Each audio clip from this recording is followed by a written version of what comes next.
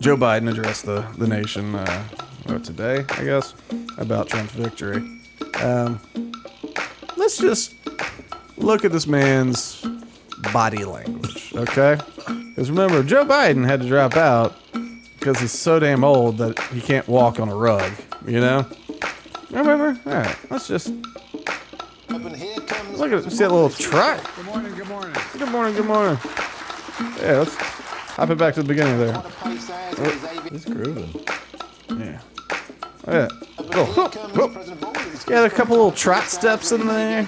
It's got his aviators. Hey, everybody. Look at his face. See his cabinet and staff together here. Hey, everybody's here. Look at that. Thank you. Hey. Does that look like a man that's upset? No. It looks like a man having a great day.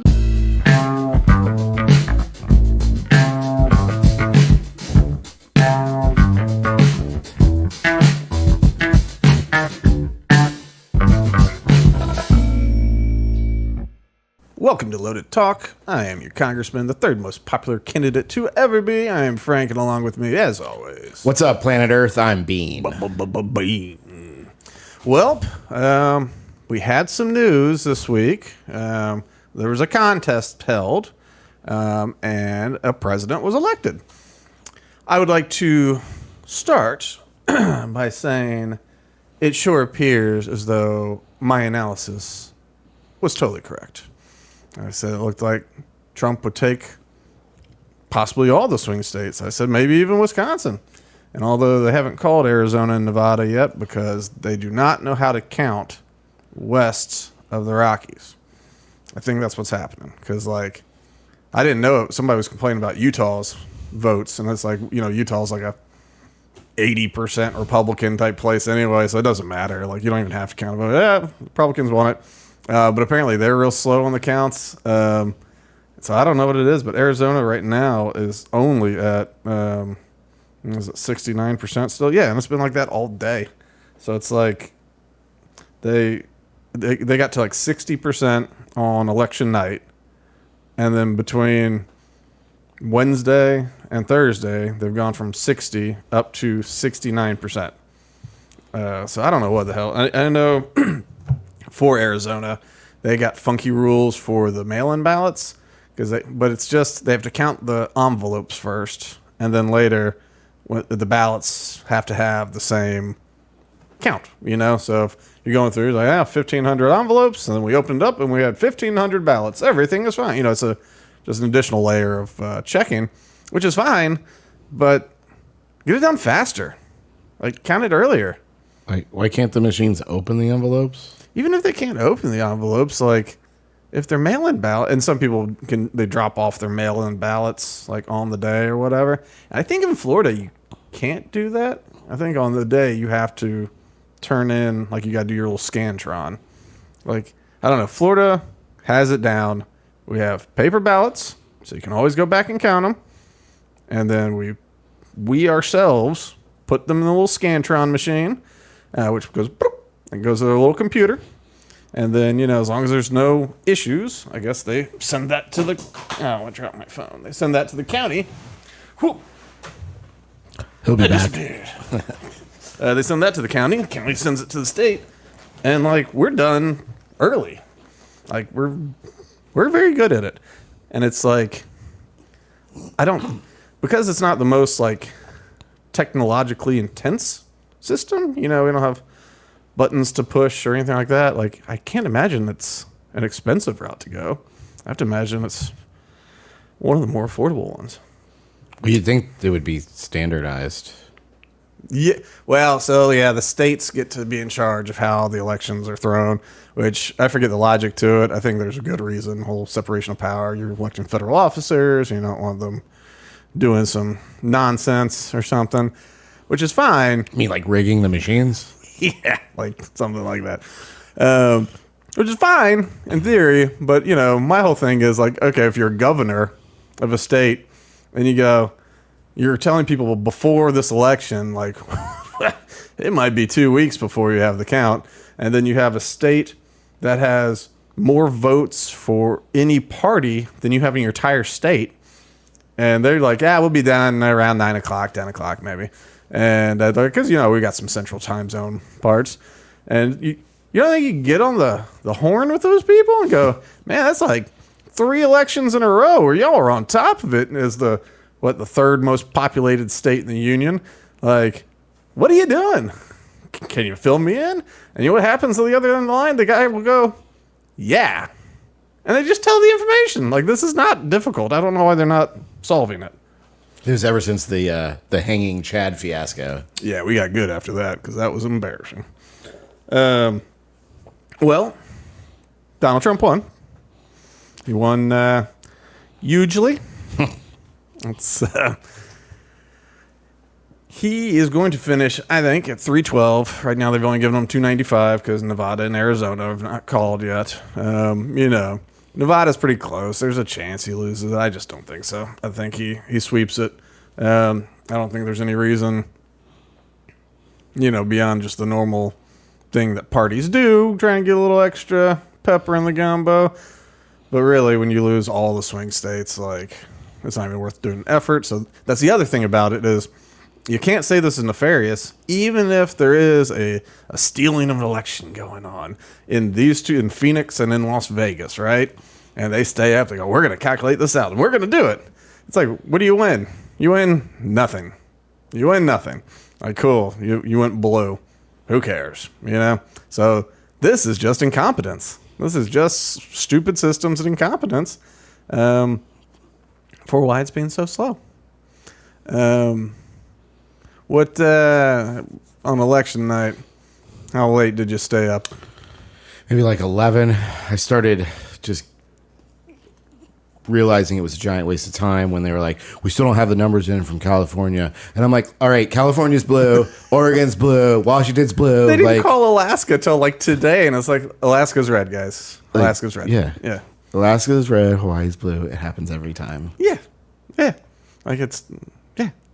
It's okay. Like, it's not controversial. It's Arkansas. It's gonna be red. They just love touching their screens. They really do. What network did you watch? I think it was ABC. Word. That was fun.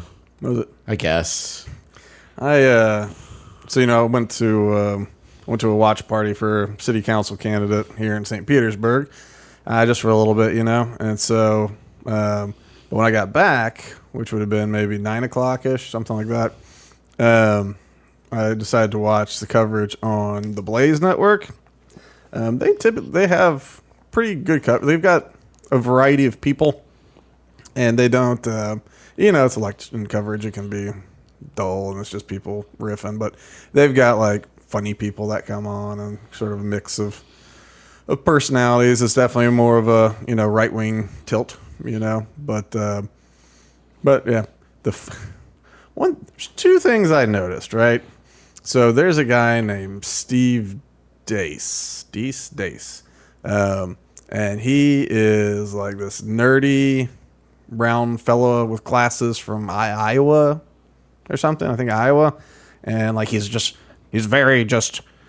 I mean, he has to have Asperger's, but he's so he's gets into this stuff and he's kind of intense with the way he talks and all that, and like I think that dude took Adderall because like. They cut away to this guy who was given the counts. You're like, oh, and right now Georgia is looking this, and because of this many outstanding votes, I think it's too soon to call. And you'd be like, Georgia's, or you'd be like, Fox News called it. Fox News, CNN, they all called it. And he's like, yeah, okay, but he kept like jumping in like super aggressively, like on different things. And I was like, what? And like, what did he say? He jumped in. And he said something totally insane at some point where you could see everyone was just like, like I think he said something that sounded like he was advocating like mass killing or something. And then like he was able to like clean it up at the end and say what he was actually talking about. But you go like everyone on the thing was just like looking at him like, what the hell? I think he was just jacked out of his skull. Someone gave him a diet pill or Adderall or something. And then the other big important observation is, I don't know if it's someone in the control booth and they had their mic live by accident, somebody was ripping ass. Wow. Yeah, it was just like a. It was like coming in from a commercial break or whatever kind of break it was, and like it was like loud enough to hear, and like it happened a second time. I think it happened a second time, but it was loud enough to hear, and like no one's reacting to it. So I'm like, can they hear this? And like, is it something where like someone's got a digestive issue, and it's like, look, guys, I'm sick, and everyone's just gonna ignore it. It's fine. You just gotta let it go. Or is it someone in the control booth? Someone's got a hot mic, and it has happened. It has happened a couple of times. So that is a mystery that I would love someone to solve. I just want to know who's farting. What a great conclusion to election season. It's one of the last unanswered questions of this election cycle. Who's farting? The funny thing is, there's a guy that I used to see down at the radio station when I do like Meat Man stuff, and he used to be the station manager over at WFLA, and now he works for the Blaze, and so part of me just hopes it's him. His name's Jeff Fisher. Anyway, that's the big mystery. So they ended up calling it at about 2 a.m. on election night. I went to bed before that, but my lady was feeling anxious about it, so she stayed up until there was something conclusive called, which is impressive. I was telling everybody in the lead up, I don't remember if I said it on here or not, but, if Georgia, North Carolina, Pennsylvania, if they go Trump, it's over. It doesn't matter after that. And then I was like, if Harris takes Pennsylvania, it's not inherently over. But if she took, either North Carolina or Georgia plus Pennsylvania, you go, oh, there's going to be a bit of a blue wave coming, And so that was shown. People, of course, are losing it over things. Here, let me see. Well, I guess before we see reactions. I don't know if sound is going when I clicked. All right. So Trump comes out. He gives a little speech. I'm great. Yada, yada, yada. The Harris campaign was at Howard University, and people were there. It's 2 a.m. People have been waiting all night, and, there to see Kamala Harris. And so at 2 a.m., this fella comes out. That's off the screen. I don't need to see you. And so to a whole crowd of young people waiting to see who they were hoping to be the next president. So you won't hear from the vice president tonight, but you will hear from her tomorrow. She will be back here tomorrow to address not only the HU family, not only to address her supporters, but to address the nation. So Kamala no-showed at her watch party. So, she didn't come out and say, I appreciate everybody for staying up real late and for all your efforts. She didn't say anything. She just sent this guy out to say, don't go again. To say, I'm not going out again. And so, which was, people obviously start clearing out after that. They go, we've been waiting for hours, listening to this, subpar DJ, just to not even hear from the vice president. And here's some shots of people in the crowd. They are not happy. And is that from this crowd? That's a Hillary pin, but I guess she could just be showing her bona fides. It looks like the same one from the first. The first time Trump got elected. It could be. This one could be an old one worked in there. No, I mean the same, different shot, but the girl that was in the street. The meme? Yeah. So, yeah. That's, get me off my screen. Once again, anybody that wants to draw any conclusions from who I pull these pictures and videos from, y'all just shut up. X is the best for finding video clips. It used to be YouTube, but they mess around so much that it just hasn't been them for a while. Okay, here's this is just a nice little embarrassing moment for Kamala because she's horrible. So we'll just show this real quick. This is on election day, and she gets a call from a supporter. Okay. I wish this resolution was a little bit better, but whatever. Here we go. She gets a phone call. How you doing? Have you voted already? Oh, you voted already. You did. Thank you. That's a long time to a yes. All right. Now, what do you see right there? What do you see right there? Let's go back when she holds up her phone. What do you see on that phone? It's the camera app. It's the camera app. She went on no phone call. It's where you paused it. This is just That was election day, 3:30 p.m. She's doing one more stunt, and she still embarrasses herself. It's the camera app. Don't show your phone. I'd say it's on purpose, man. Like, no, come on. It can't be. Why would you purposely make yourself look stupid over and over To again? seal it up for the other guy. I don't know. I don't know. Nah, I think she wanted this one. All right, let me get me to my. She's really that. Come on. I think there's nothing there. I think she's maybe she does actually have an issue with the boozing. Yeah, go ahead, you do it.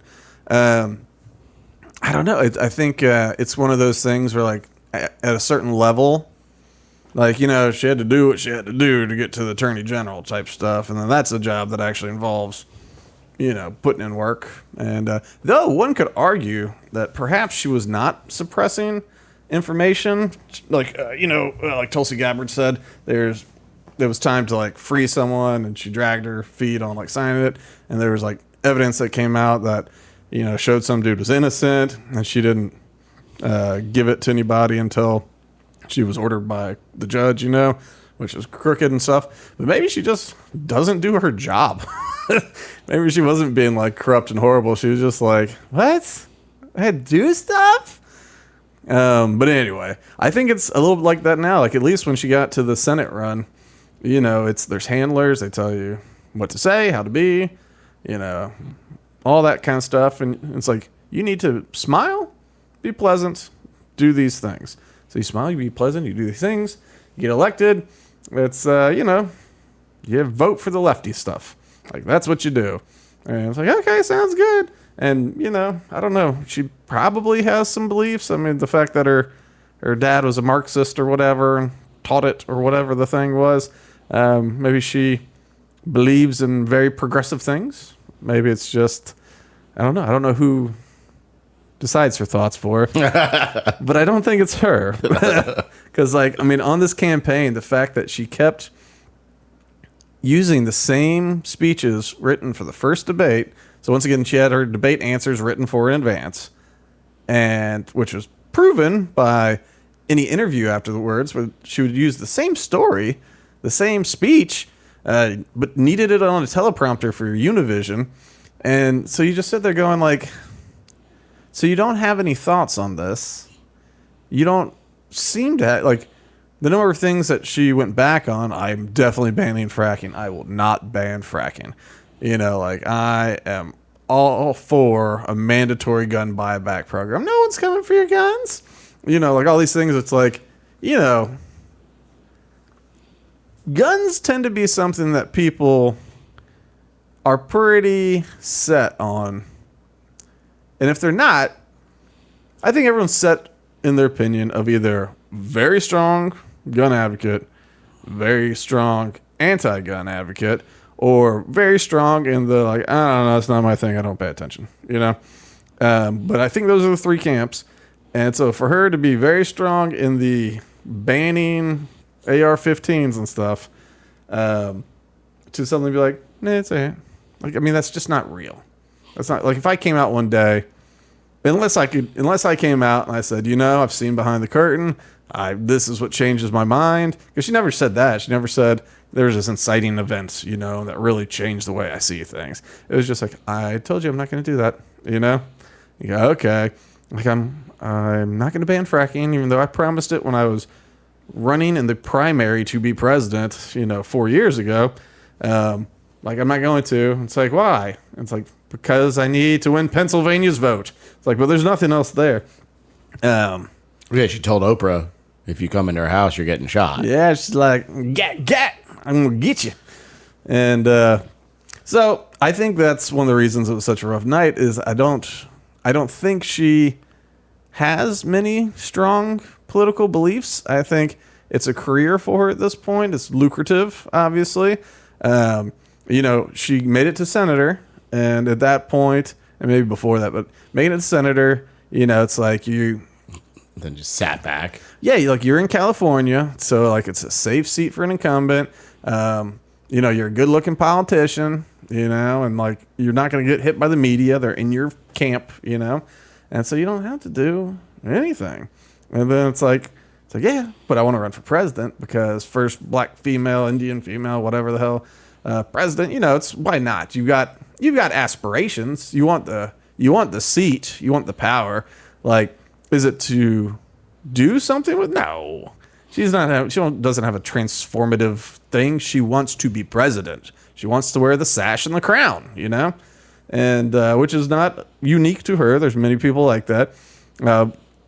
It tends to be the ones that win do tend to like have something they want to accomplish, for good, better or worse. I mean, luckily, most of them have something they want to accomplish when they actually win. Yeah, I guess other than Biden. But Biden was there to be a good sport, Like, he had a team, he had the Obama team with him. They're like, all right, Joe, you're up. Next man up. He's like, all right, sounds good. I want to be president. And, but yes, I don't know. I think she's hoping just the being charming and fun. And then these people tell her what to say if they don't all quit, because they all quit, the people that work for her. So it was not going well for her at all. This is just a little clip of, let's see, is there a timestamp? Okay, so this is 2 a.m. They have not yet called it for Trump. And this is Jake Tapper and, what's that dude's name? King? John King? Something King? I forget. Anyway, this other dude. So they're going over how Harris did compare to Biden. So let's listen in. Are there any places that the vice president is overperforming Joe Biden in 2020? So we could show you that as well. We just bring that out here. So you pull up a map, and that's a blank map. Holy smokes. There you go. So let this go away and see if there's anything on the east side there.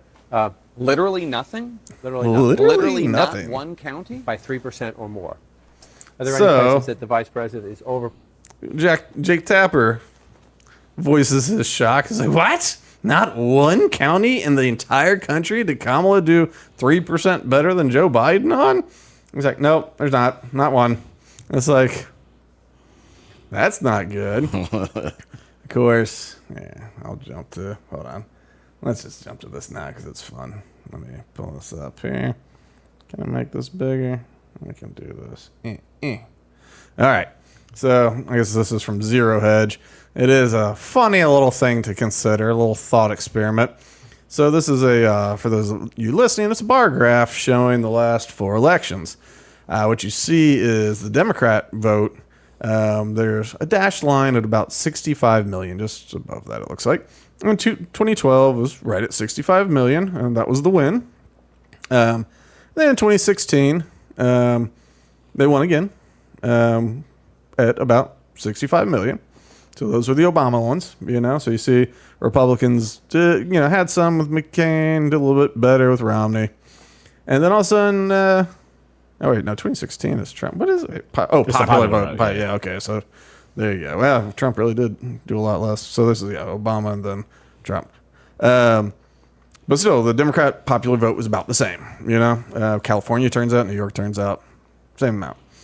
2020, which was the year of COVID, the most secure election of all time, you see that the popular vote went from about 65 million up to about 82 million.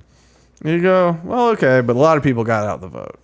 Okay, and then the Republicans went up too. I mean, they went up from 62-ish million up to about 74 million. So you go, well, that was a 12 million person jump. That's pretty, it's not a...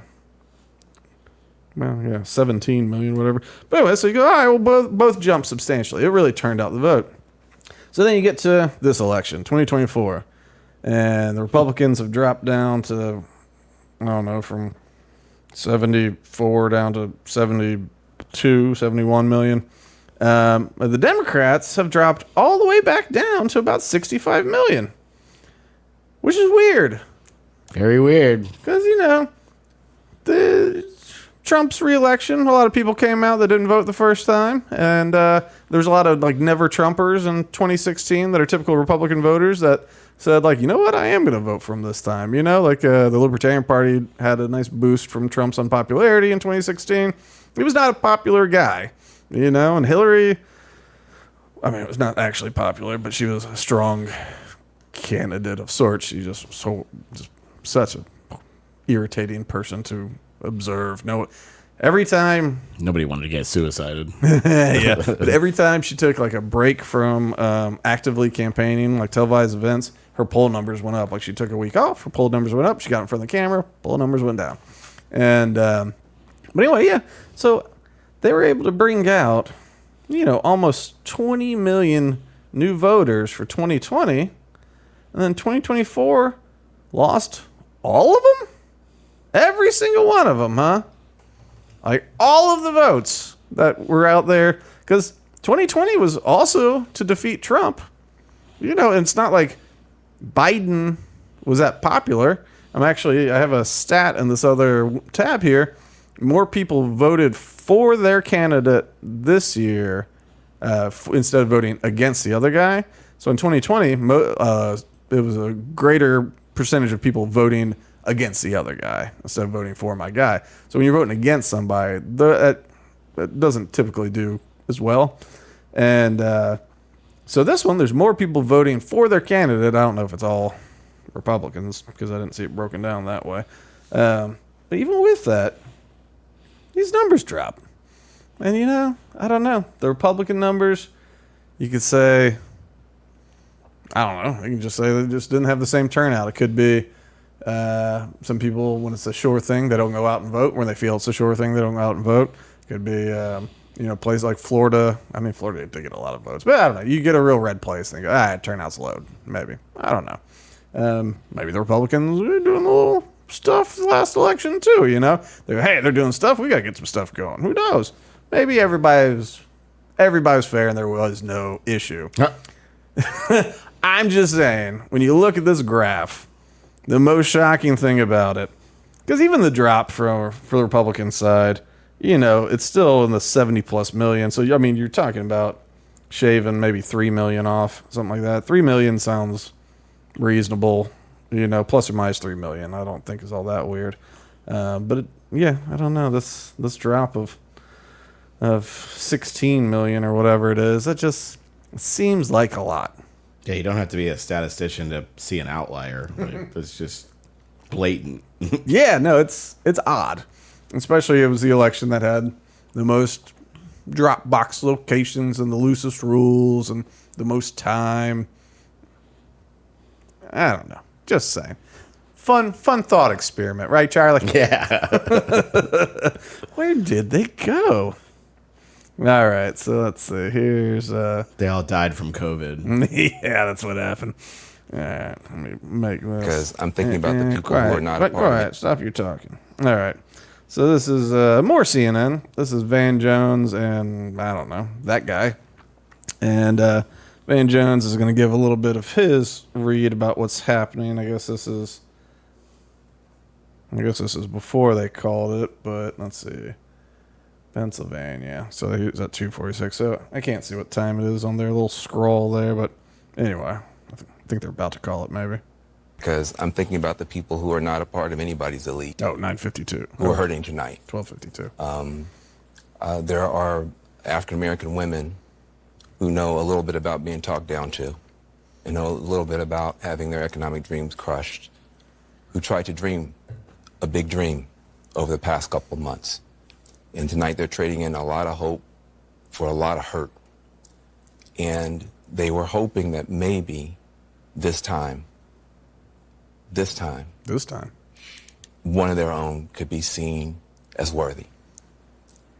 And once again, they were facing rejection. And that hurts. God, They thought sounds like tomorrow he's morning they're gonna going to cry. walk out with their shoulders back a little bit. Maybe able to breathe for the first time. Breathe for They the feel like first they belong time? someplace. They did everything that they knew how to do. And it's going to be harder than it should be tomorrow for them to hold their heads up. And they're not the only people who are hurting tonight. If you're a parent of a trans kid, your child's face was used as a springboard to power for somebody. Wait, that doesn't what? feel good. There are going to be people tomorrow, we're going to be handing clothes at the dry cleaners to people who don't have papers.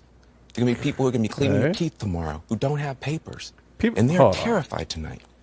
Hold on. Huh? You saying there's dental hygienists that are illegal aliens? I don't think that's true. Working at a dry cleaner, okay, I mean, but I don't think there's illegal alien dental hygienists. I don't know. It's in the medical kind of world there. I think, I mean, a visa, immigrants, sure. People on a visa or whatever, sure. But I don't think there's too many, just straight undocumented aliens. Yeah, like dentists are just hiring undocumented Yeah. left and right. Yeah, they go, oh, yeah, I mean, I got certified in Mexico and I got certified in Venezuela. I did sneak in over the border. I don't have that paperwork with me necessarily. But it's in the works. But trust me, I got the certification. And I'll figure out this immigration thing. Look, sounds good. Let's clean some teeth. You want fluoride?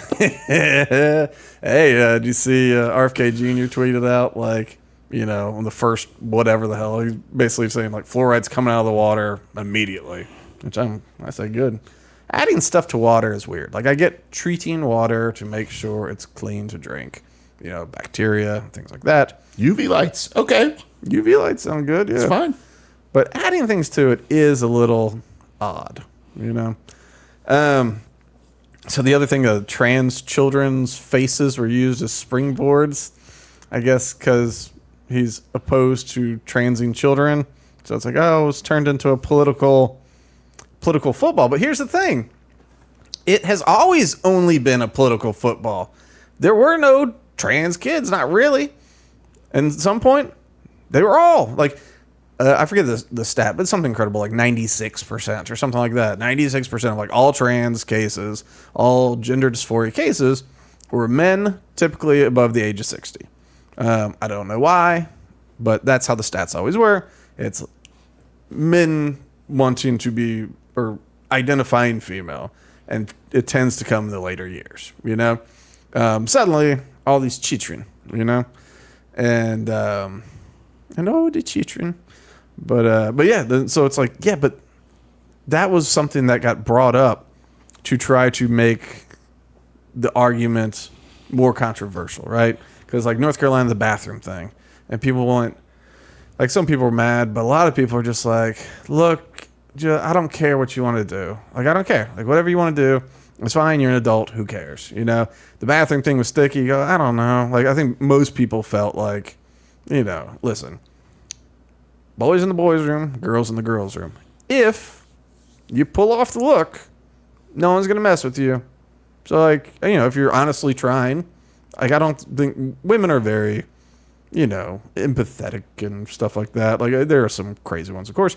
But if there was a trans female who, was struggling figuring out their look, but obviously trying and minding their own business, go in the stall, wash their hands, get out, I don't see many. There'll definitely be some Karens out there. That's just how the world works.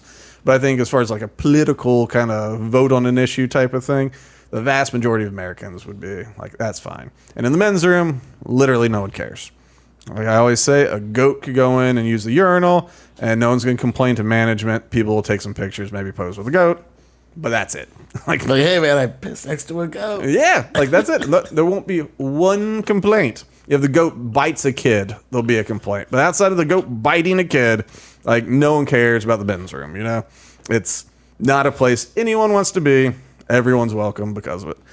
But then it was well, what about kids? And people well, what do you mean kids?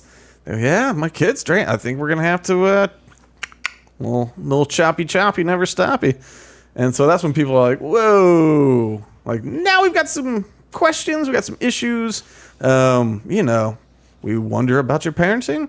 Some people say this feels like a very anti-gay thing. You're taking a child who's likely probably just gay, and then you're saying, well, it's not likely that you're gay because that would be some freak weird thing to be. It's more likely you were born in the wrong body and we need to turn you into a girl because there's no possibility that maybe you're just a kid going through something who's going to be gay when they grow up. So let's make sure we sterilize you.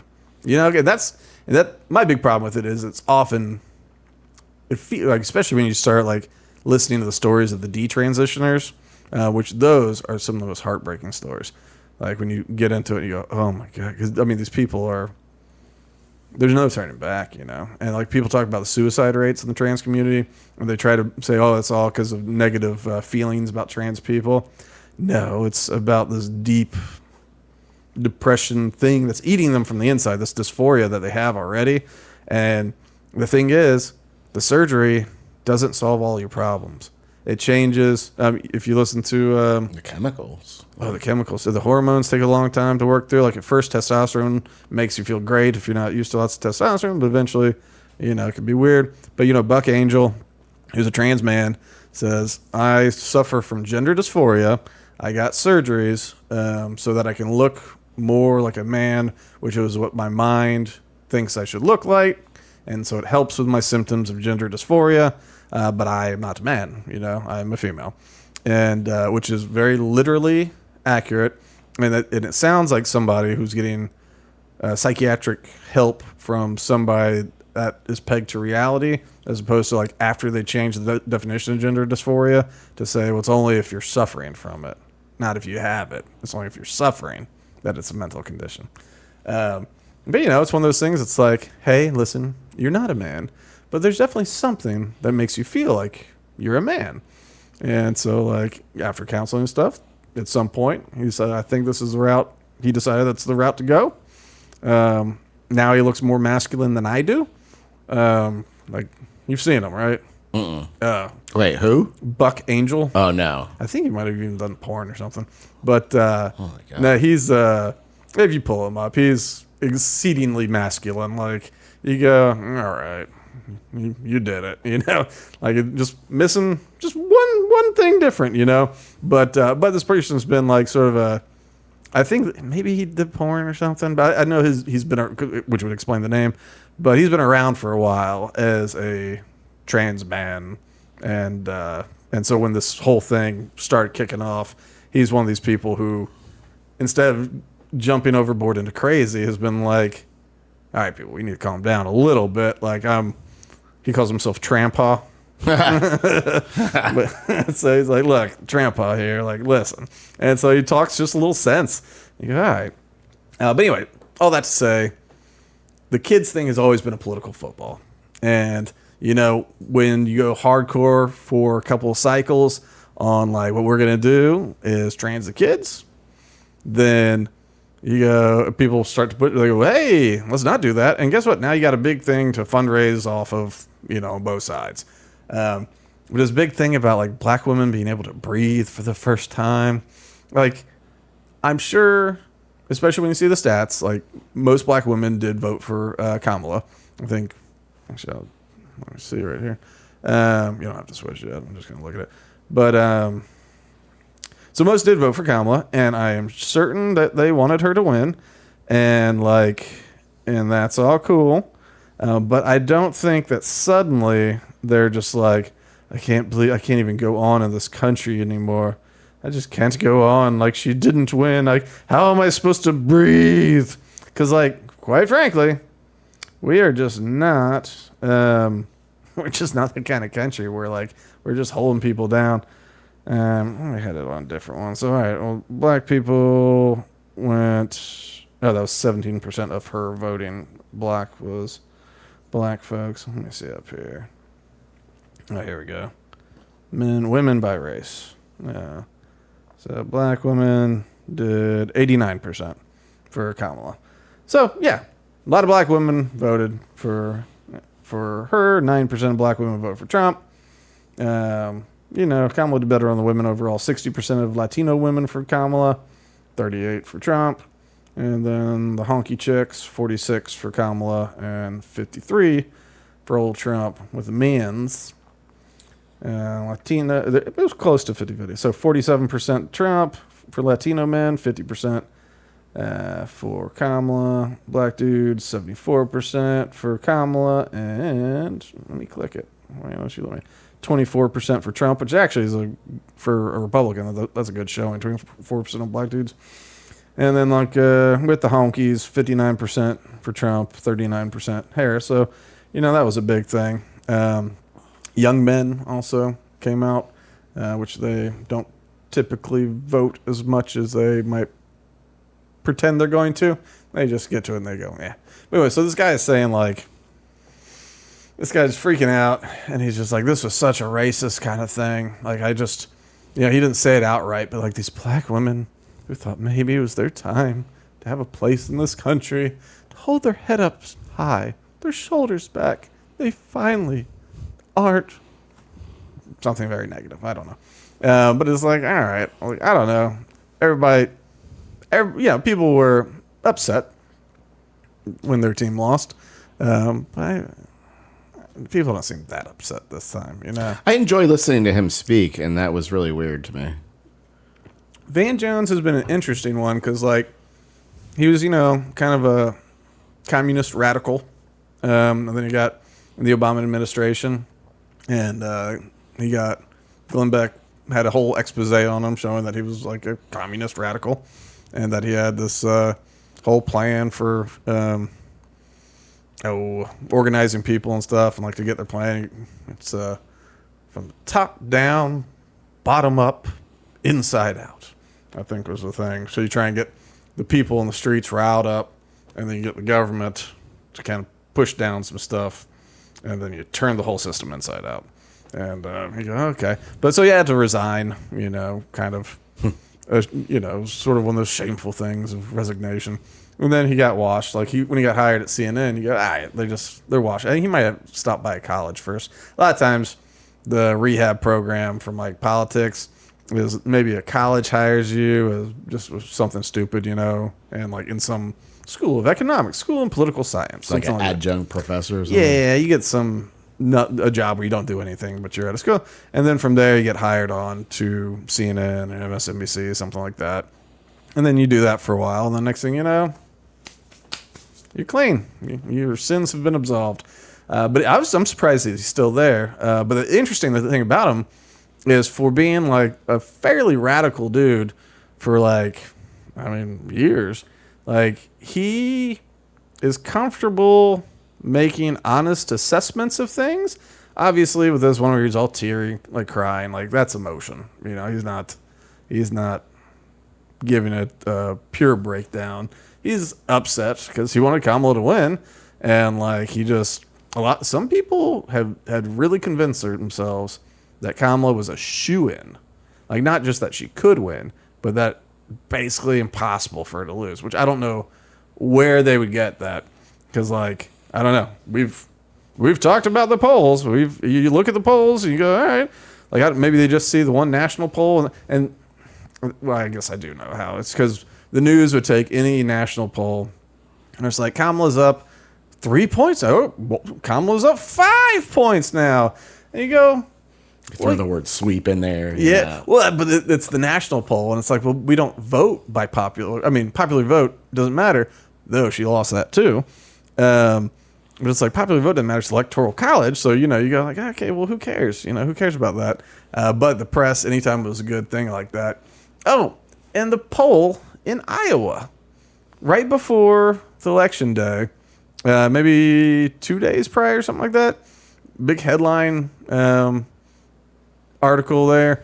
Kamala Harris turns it around and takes Iowa. And it's there was this poll that showed her as a 6-point favorite in Iowa. And it's I think Trump won it last year by 9, or last election by 9. and then before that by maybe 8 or 9 or something. And so it's just like Kamala is not winning Iowa. Like, that's just not a thing. And if she does, it's not going to be by 6 points. And like, sure enough, let's see what it ended up being. Iowa. Oh, come on, stupid head. It ended up being about 12.5 points. So more than 8, more than 9. It was 12.5 points. So I'd say that poll was exceedingly wrong. And I don't even, like, that's the thing. I don't even get it. I don't even. Iowa. Well, yeah, and it's like, that kind of thing feels like either they just had bad data, and they said, well, publish it. It's what our poll came out with. It's just how the cookie crumbles. We don't think it's. But I don't even, the margin of error, they didn't do something crazy with that. You should put the margin of error as 7 points. You know. I mean, demographics alone. Come on. Yeah. There's no way that an army of African Americans moved to Iowa overnight. An army of Democrats. Yeah. Just like, so all these Kamala Harris supporters were enough to not only not lose by 12 points, but to win by 6 points. And that's, I mean, and look at the thing when you look at polls too, like margin of error, like say it says, Trump 50, Kamala 47 or something, margin of error 3. Well, so what that actually means is a 6 point swing, because that means Kamala could be at 44 and Trump could be at 53. And so suddenly you go, okay. And then, of course, it goes the other way, too. But, with a poll, like with that poll in Iowa, you go, that's, 7 point margin of error, 6 point margin of error. Like, it's Somebody wild. on the team, like, there's no way we can sell this, guys. Yeah. Somebody had to say that. Yeah, I mean, that's the thing. There are pollsters that do polls for the point of making headlines. It's a strategy. That's why campaigns have preferred pollsters, because you can ask questions in a way to get the answer that you want. Good polls don't do that. They have kind of safety measures. They'll phrase a question maybe 2 different ways, spaced out, where it's basically the same question but different phrasing, and look for bias and that kind of stuff. It's like having a control. Yeah, it's like you answer it a couple different ways, and if you answer it 2 or 3 different ways, and if every time it's like 60 points, then you go, all right, 60. And if it's like, you go, it's a 60, it's a 58, it's a 57, so then you go, I don't know, maybe margin of error 3. And I don't know how to calculate margin of error, so like I don't even want to be told how wrong I am on that. I accept that. But but that's what you do. You go, this is the thing, there's a margin of error. So yeah, that was crazy. It's crazy.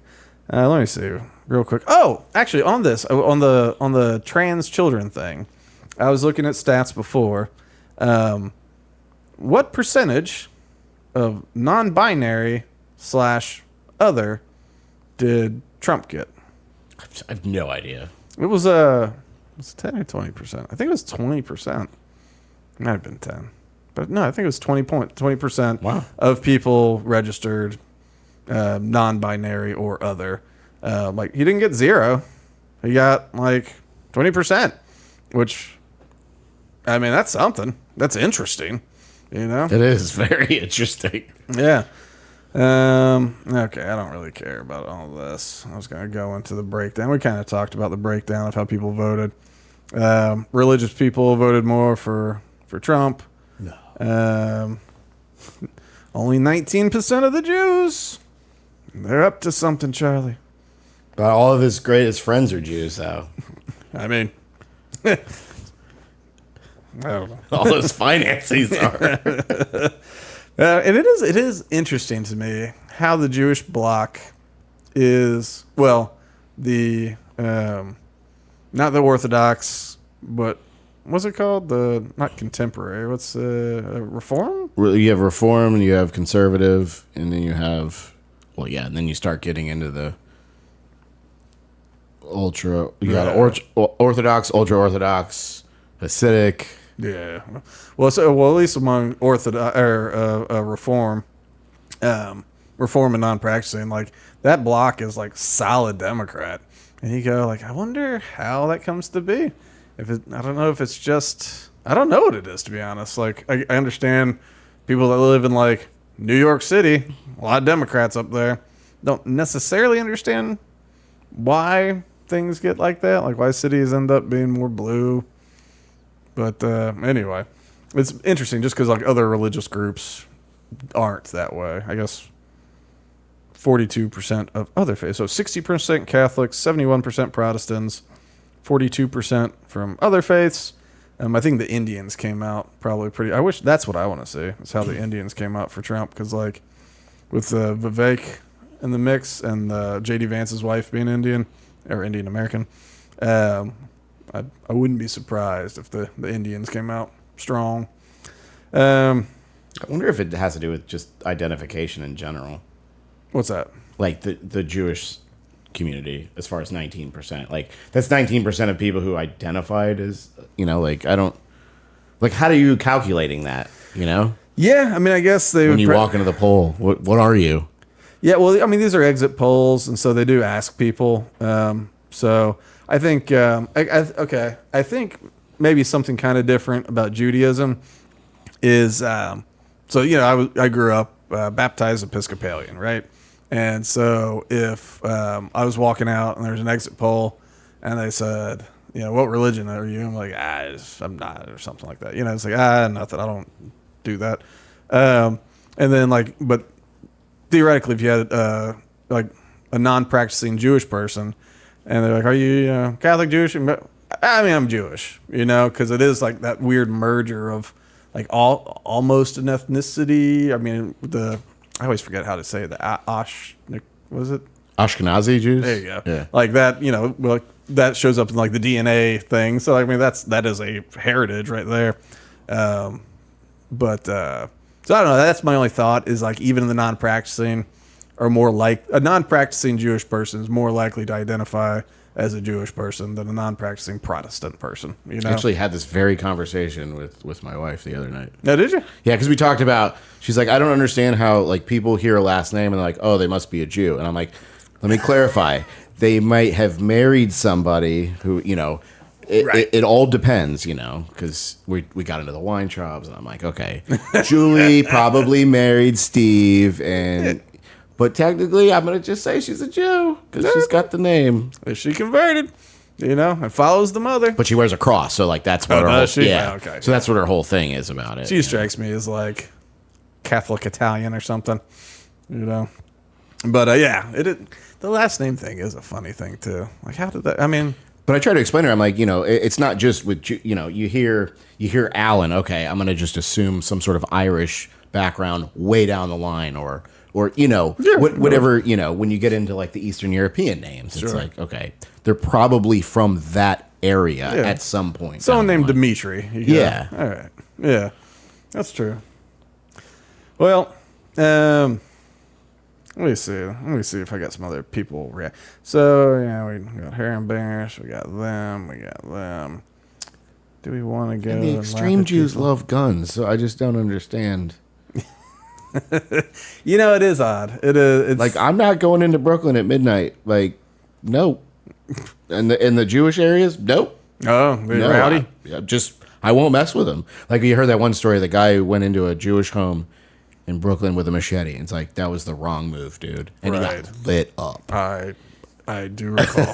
Good on it. You can't do that. Well, it's like, it's one of those things too, especially when you talk about like Brooklyn and places like, when anti-Semitism can be a little hot, and sometimes like in New York City, especially where you need your life has to be at risk. Is kind of part of how you can qualify, get a permit to have a gun, and so that seems like an easy one to be like, well, anti-Semitism, and so then it's just paperwork, a little paper, and then you get it. It's probably. I wonder, that's an interesting thing. I wonder the percentage of New Yorkers that are legal gun holders, which is gross that you have to say that, but I wonder what percentage of them are Jewish people, because that would be the easiest, my life's at risk sort of claim. Well, I mean, and just The bank industry, the jewelry industry, like Oh, right. 'cause they nobody's need it. gonna push back. That's true. I mean, if you're a jeweler or you handle large amounts of cash, you got that. Such stereotypes. This is real. Yeah, that's was it Uncut Gems? Yeah, With Adam God, I Sandler? love that. Oh, me too. That's crazy. That I have such anxiety when I watch that movie. That's what my wife says all the time too. Let's see. Okay, this is just more complaining about race. Let me see it. Okay, here's what I want to go to. We'll do. Okay. This is. We don't have to really look at the article, but I assure you. Well, it's not. I don't need my headphones in this. So, Newsweek. Actually, we'll just click on it. So, Newsweek. This is an article from November 7th. So today at 1:33 p.m. I don't want you to load. Well, whatever. My goodness. So migrants are abandoning a caravan heading to the United States because of Trump's election win. That's dashed their dreams of getting out.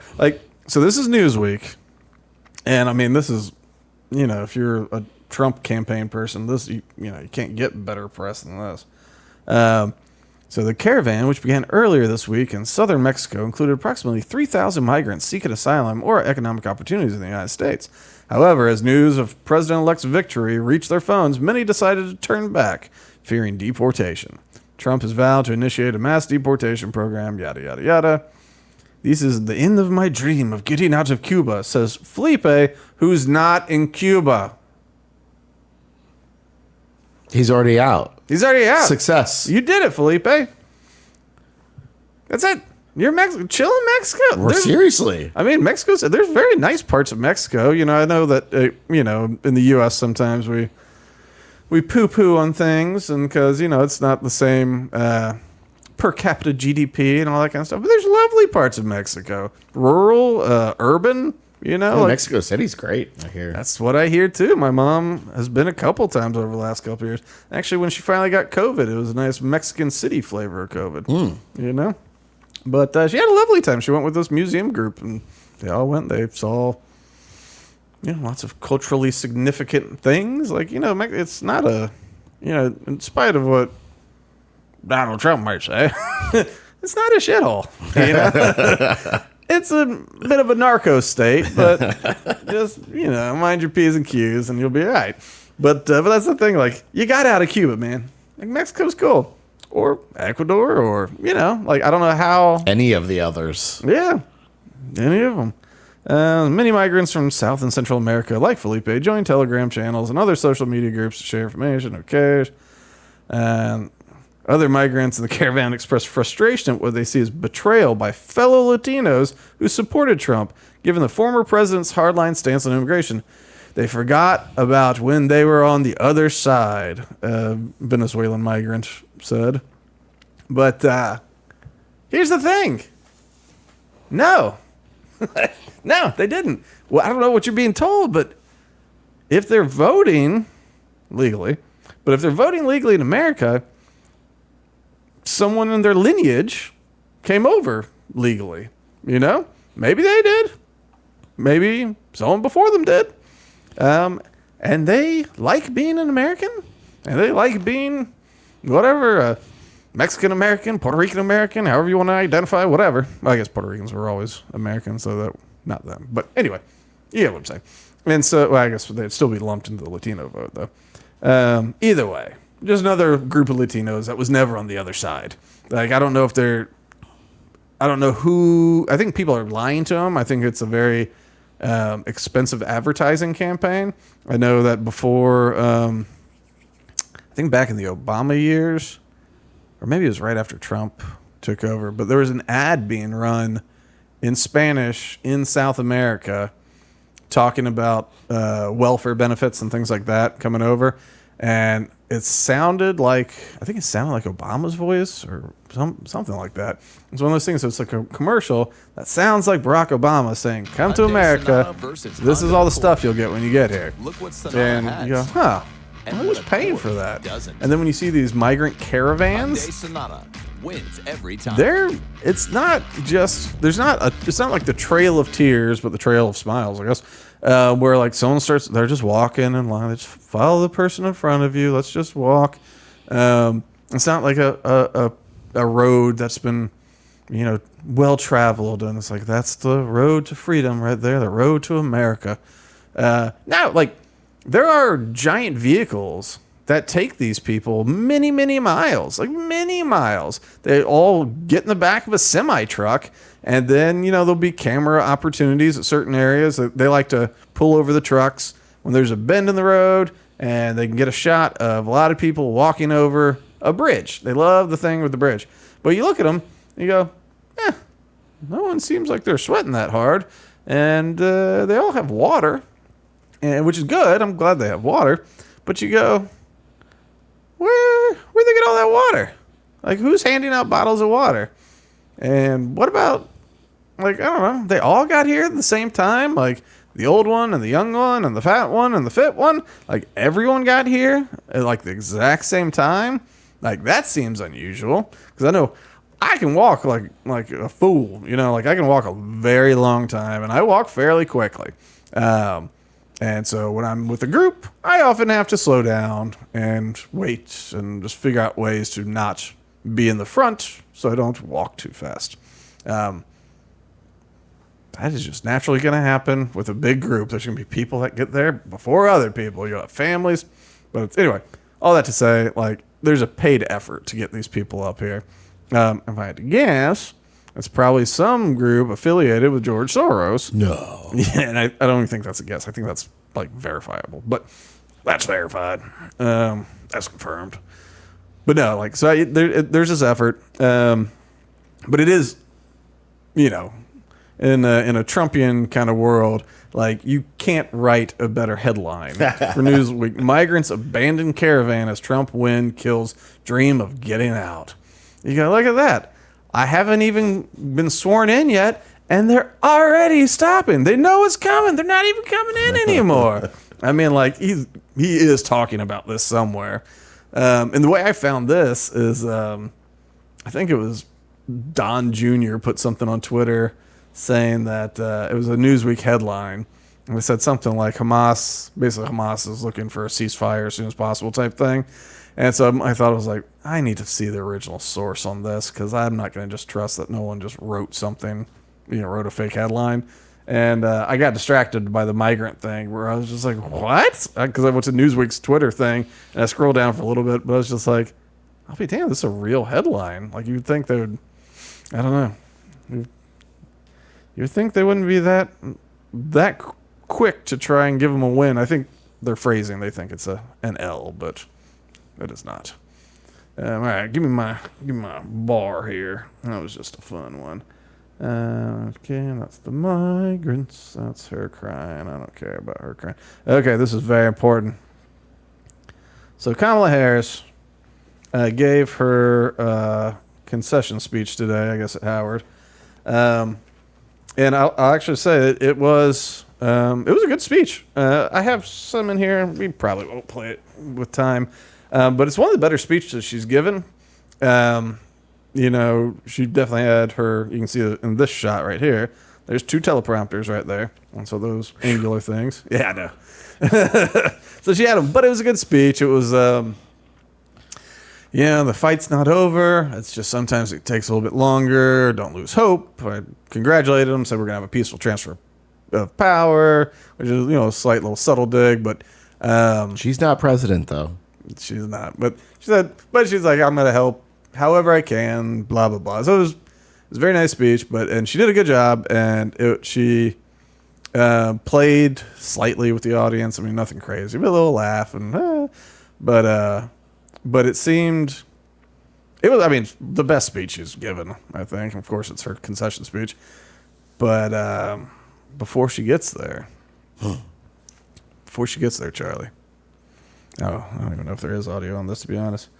Let's just see. There was somebody out for revenge. Dun, dun, dun, dun. Look at that. Is that Peanut? Is that Peanut the squirrel? I'm back. That's Peanut's brother, man. He's out there. Look at that. He's scoping the stage. Here comes a narc. He's out.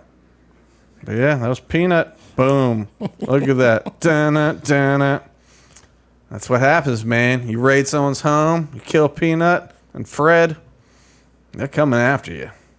They're coming after him. So that's, I guess, more important than her speech is the fact that Peanut was there. All right, this is what I do want to show because that's her speech. Okay, so what I want us to pay attention to, Joe Biden addressed the nation today, I guess, about Trump's victory.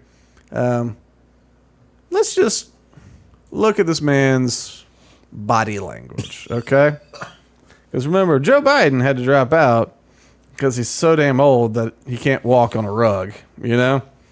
Remember? All right, let's just look at it. See that little trot? Oh, faux Biden's back. I don't know if he's tall enough. Let's see the jacket. Could be faux Biden. Good morning, good morning. Good morning, good morning. Yeah, let's hop it back to the beginning there. He's grooving. Yeah. Oh, yeah. Little whoop, whoop. Yeah, a couple little trot steps in there. He's got his aviators. Hey, everybody. They're definitely not shooting low enough to see if he's 6'8" or not. Good morning, good morning. Good morning, good morning. Thank you, please. Thank you. Yeah. So, look at his Good to see face. this cabinet and staff together here. Hey, everybody's here. Look at that. Thank you. Hey. Does that look like a man that's upset? No. It looks like a man having a great day. Yeah, was this yesterday or today? Whatever it was, who cares? But it was sometime after Kamala gave her speech, you know. This guy is feeling great. He's just like trotting out there. He's got his sunglasses on, feeling like Dark Brandon, you know. He's just like, it's like he's out there. Hey, oh, good to see you, good to see you. Like he's working a crowd. This dude seems like the weight of the world has been lifted off him. You know, he voted for Donald Trump. That's what he did. And he probably, his wife did too, and probably Hunter as well. He got as many people to vote Trump as possible, or just not vote, I guess. But there's not an ounce of me that thinks that this smiling man trotting down the steps for a 7-minute speech, you know, like, and he just says, oh, whatever, everything's fine. He kind of says, like, actually, here, well, let's listen to it a second. I'll just listen to a little bit here.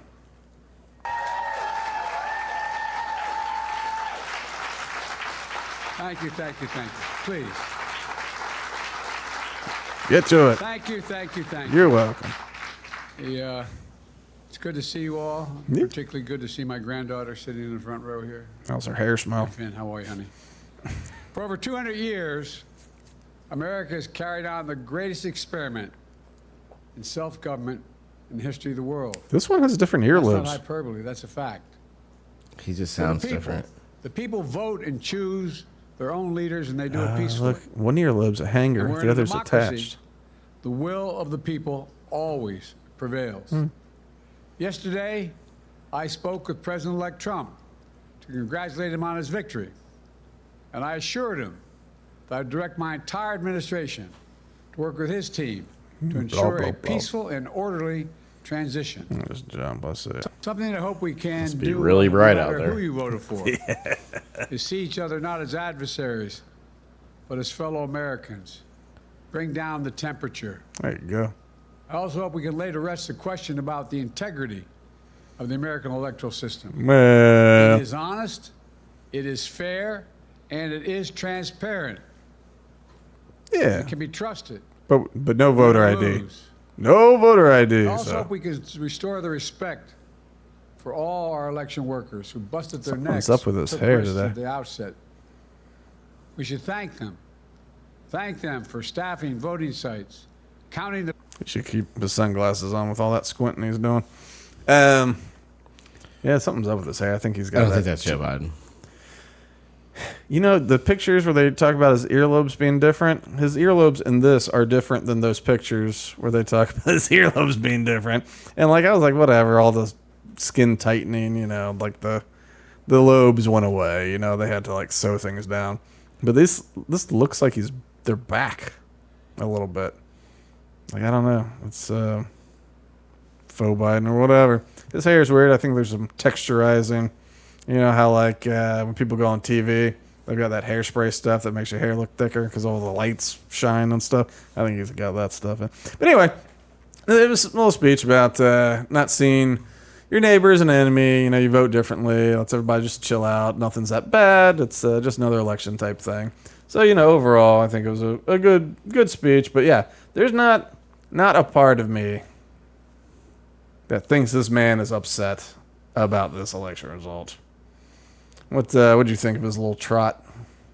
It's very. I mean, it's more animated. I mean, I've seen him get off the helicopter a couple of times, and I thought he was going to keel over. Right, and he basically did. Especially when he would go the wrong direction, and Secret Service be like, "Sir, oh Mr. yeah, we President." Just right over here, sir.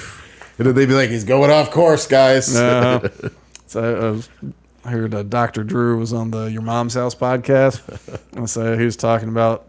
They were talking about Biden at one point, and he's like, the hardest part is when they're like, no, he's fine. He's like, but the videos that we would show in medical school to people to illustrate signs of Parkinson's were basically what was showing up on the TV.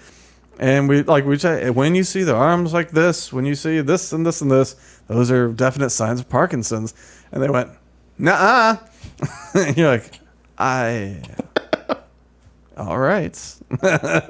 Like, can we just take politics out of it?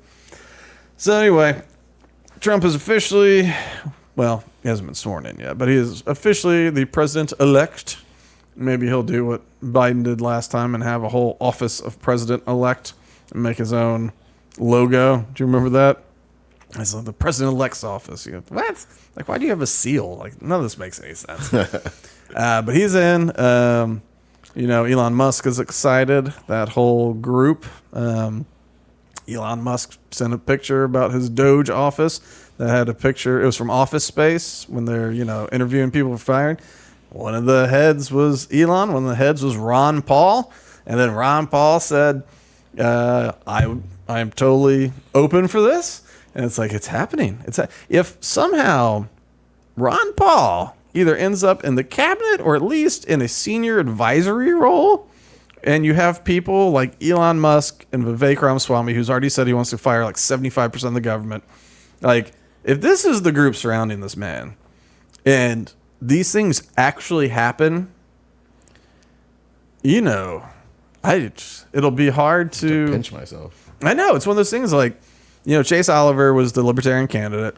And, my whole thing is always a Libertarian candidate, Libertarian presidency will be better than a Democrat or Republican one. Government will be slashed, taxes might be eliminated, which of course Trump has teased getting rid of the income tax. But like, one could argue, like, if he actually gets rid of, 75% of the government or whatever, shuts down the Department of Education, maybe get some poison out of the food, I don't know. But if it takes like no taxes on tips, no taxes on overtime, then suddenly no income taxes, you go, I don't know. Like, maybe it's more effective than what a libertarian ticket would be. Because like, if he actually goes in there, because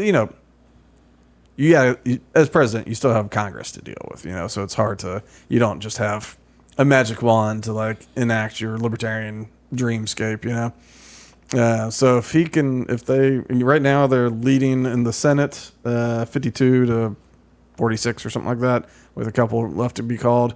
The House looks like they're going to maintain the majority of the House. Right now, a lot of races that are too close to call are leaning Republican, and out of like that number, if they win them all, that's more than enough to have a majority. If they win just a chunk there, so they might end up with the House and the Senate and the presidency, and this time not having like tons of Republicans trying to like keep their voter base up by like standing in his way necessarily.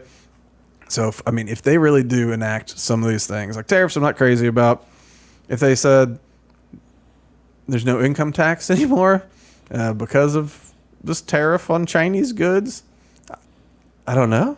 Maybe that's good. I'd have to do the math. Like, I'm not a fan of tariffs. It might be a wash, though. It might be a wash. It might be a wash, but it's one of those things where you go, I don't know. Like, if I'm just not taxed anymore, I'll just buy more American things. Like, I don't know. That's a fair point. Yeah, like, I don't know. I'm not a fan of tariffs. I think tariffs are a bad idea. But when someone goes, what if we eliminate the income tax? You go, it's worth a shot, I guess, right? But if they can do all that, it'll be amazing. And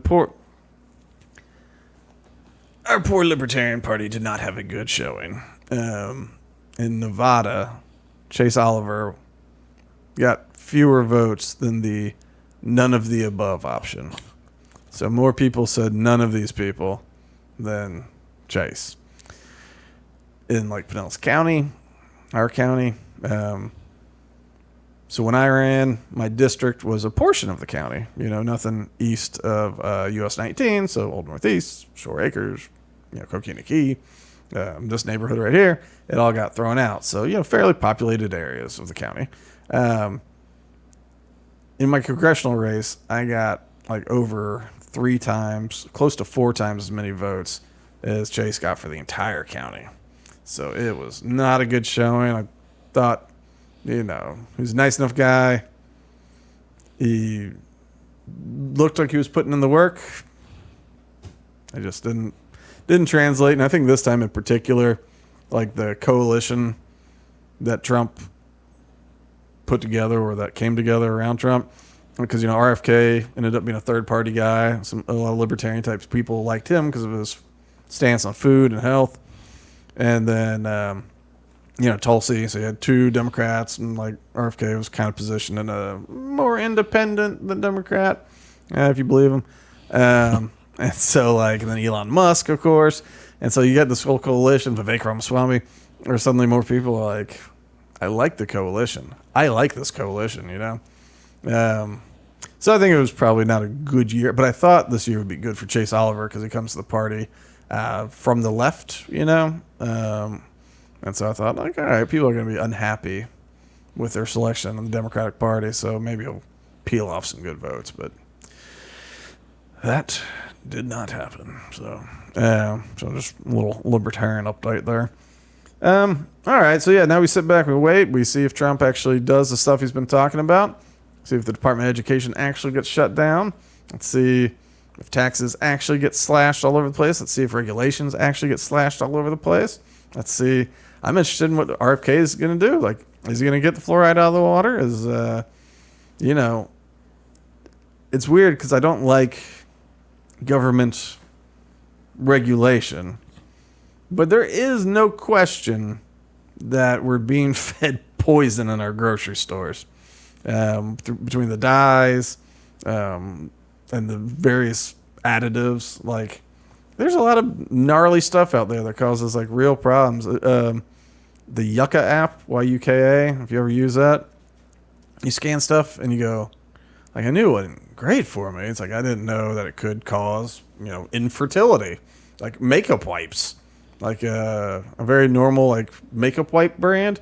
It's like, oh yeah, it might cause infertility and all these other like disruptions. You go, well, that's not good, And so anyway, it'll be interesting. Let's see what happens. I think everyone that voted for him needs to hold him accountable for promises and not make excuses if they don't get done. But I think what they call it, like the bro tactic or something, the bro blitz. I guess what's his name? Barron Trump, the youngest Trump, I guess, was behind suggesting that Donald Trump go on all these podcasts, and so bro blitz. Anyway, but it helped a lot with the male vote, the young male vote, particularly. And so, like, I think who really got the most out of that might arguably be J.D. Vance, because he's good at like, he seems to have a good personality. and like he doesn't get stuck, and he doesn't seem to talk in political speak. He seems to answer stuff, but he can dance without looking like he's dancing a little bit. So it's one of those things. Like I think his stock as like a potential successor in this kind of thing, because you get like with Mike Pence, it's always like, after Trump, it's not going to be Mike Pence. I don't know, you go, probably DeSantis or somebody, but it's not going to be Mike Pence. And so with this one, you go, I could see him in 4 years. He'll be 40 something, and like he'll have I could see him getting the nomination then. Then I guess my last bit is, of course, it's good making wise investments. Like when you say Trump's going to win with a popular vote, and you get the spread right on the Electoral College. If only they let you parlay it, Charlie. If they don't let you parlay it, I'd be so rich. But I nailed it. So just remember, NostraFrankus is always right. Frank is always right. Until next week, Charlie, what do you got? I don't know. I don't have anything. Maga Navila. I don't know why I thought of that. All right, anyway, let's get out of here.